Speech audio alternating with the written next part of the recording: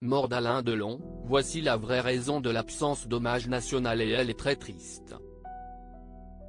Membre emblématique de la grande famille du cinéma français, Alain Delon est mort le dimanche 18 août 2024.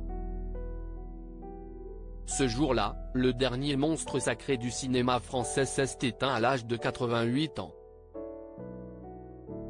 Le comédien a rendu son dernier souffle chez lui, dans son vaste domaine de Douchy, entouré de sa famille et de son fidèle chien, Laoubo.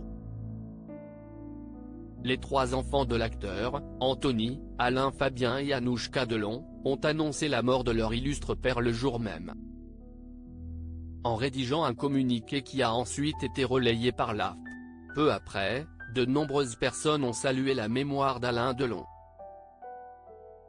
Que ce soit dans les médias ou sur les réseaux sociaux. Alain Delon, ces personnes qu'il ne voulait surtout pas voir à ses obsèques. Au vu de son immense popularité auprès du public, Alain Delon aurait parfaitement pu avoir droit à un hommage national. Ce fut notamment le cas en 2017 suite à la mort de Johnny Hallyday. Toutefois, rien n'a été organisé. En fait, Alain Delon ne souhaitait pas recevoir un hommage national après sa disparition. Son ami et producteur Norbert Saada a justement été interrogé à ce sujet dans l'émission Face à Hanouna, diffusée le dimanche 8 septembre 2024 sur C8. Il a été enterré comme il a vécu par rapport au métier. Il ne voulait pas que les gens du métier viennent parler à ses obsèques. Viennent faire des discours en disant « Si est-il le plus grand, si est-il le plus beau etc. » parce qu'ils ne l'ont jamais considéré.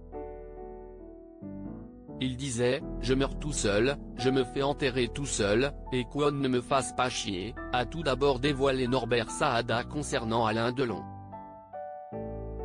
Il a ensuite ajouté que l'acteur est allé jusqu'au bout de sa démarche.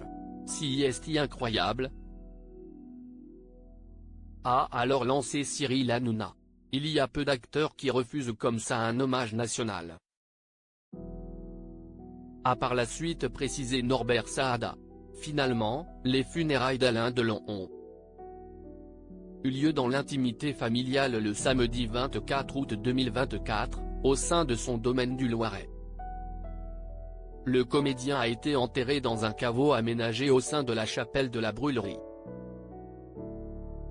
Pour mémoire, il avait fait construire cette église sur sa propriété de Douchy.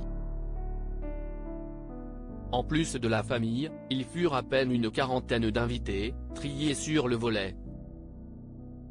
À avoir eu l'honneur d'assister aux obsèques de l'acteur ce jour-là.